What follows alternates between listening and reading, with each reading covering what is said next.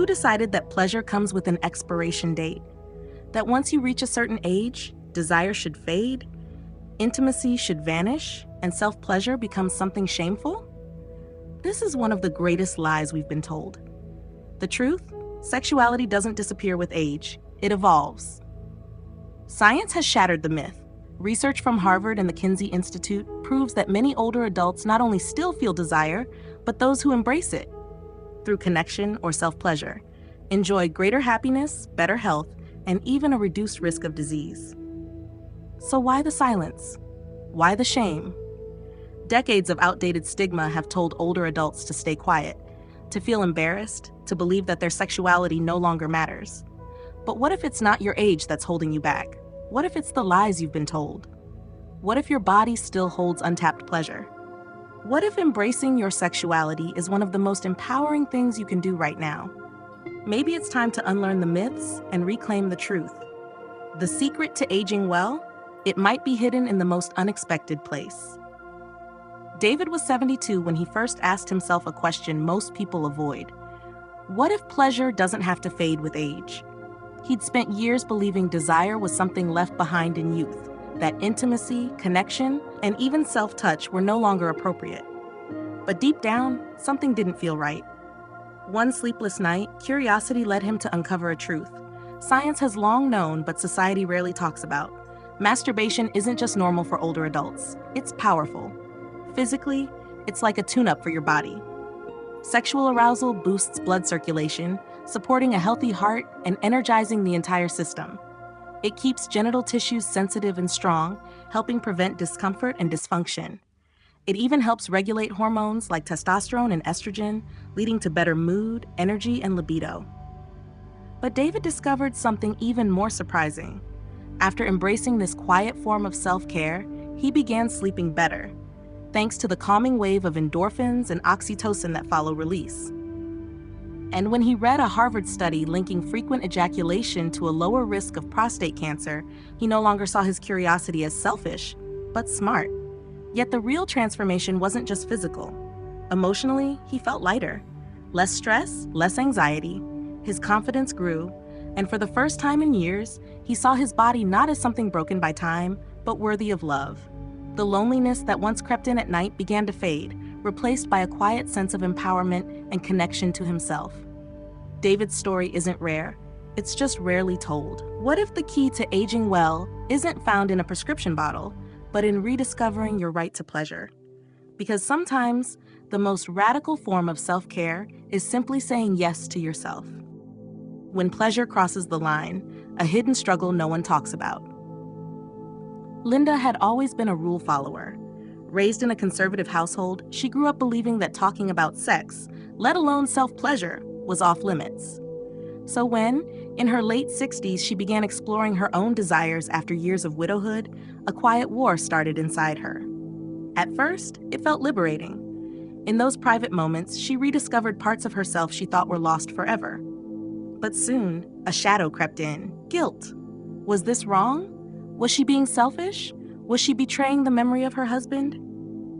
Decades of stigma whispered that what she was doing was shameful, even though science said otherwise. And it didn't stop there. Without realizing it, Linda began retreating from her close friends, avoiding emotional vulnerability. Self-pleasure, once comforting, became her escape, a replacement for real connection. Her world shrank, and so did her ability to truly open up to others. Even worse, she noticed something else. It was getting harder to feel satisfied. What once brought joy now felt flat. Experts call it dopamine desensitization, when the brain, overstimulated by repetitive pleasure-seeking, stops responding with the same spark. It's not addiction, but it's close, and it left Linda feeling emotionally numb and confused. She's not alone. Many older adults, newly free to explore sexuality after years of silence, find themselves trapped in this delicate dance between discovery and overindulgence. Pleasure, when misunderstood, can quietly morph into isolation. What begins as empowerment can, without balance, become a barrier to intimacy, with others and even with oneself. But here's the truth. Linda's story isn't a warning against self-pleasure. It's a reminder of the power of awareness, of understanding the line between healthy self-care and emotional withdrawal. Because when we break free from shame, without losing sight of balance, pleasure can become not just healing, but whole. The Art of Balance: How Claire Reclaimed Her Body, Her Joy, and Her Life. At 68, Claire wasn't looking for a revolution. She just wanted to feel alive again. Her children were grown, her career behind her, and the days stretched longer than they used to. One afternoon, while reading a wellness article, she stumbled across a topic she never expected to see: sexual self-care for older adults. It made her pause. Could self-pleasure, something she'd always pushed aside as indulgent or shameful, actually be part of her well-being? At first, she was skeptical, but curiosity turned into courage, and Claire began exploring her own body with a sense of respect, not guilt. It wasn't about fantasy or escape, it was about reconnecting. But Claire didn't stop there. She made a promise to herself: no extremes, just balance. She embraced self-pleasure mindfully, alongside daily walks, meditation, and a return to her love of painting. It became one piece of a bigger puzzle, a part of her self-care, no more or less important than her morning tea or evening stretch. In her marriage, something else shifted too. Instead of hiding this new part of herself, Claire opened up to her husband. For the first time in years, they talked, really talked, about their desires, needs, and fears. What could have created distance actually brought them closer.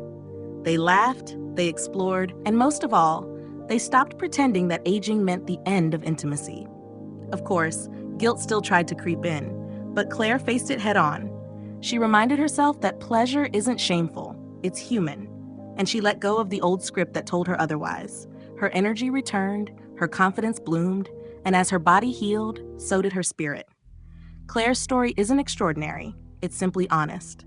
Because the key to aging well isn't about denying pleasure or chasing it recklessly.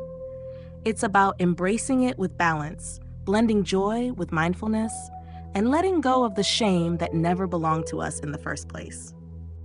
No, it's not too late, the secret Claire discovered at 70. Claire spent most of her life putting others first: her children, her husband, her career. By the time she turned 70, she had a beautiful life behind her, but something was missing. Not noise, not chaos, not responsibility, something deeper. Connection, aliveness, herself. Then one day, she read a single sentence that changed everything. Your right to pleasure doesn't expire, it evolves. At first, she laughed. Pleasure? At my age? But the idea kept echoing. So she leaned in, slowly, gently, and what she found wasn't just physical, it was emotional healing. It was self-love, not shame. It was her body whispering, I'm still here, I still matter. She discovered that masturbation wasn't just about touch, it was about reclaiming her identity.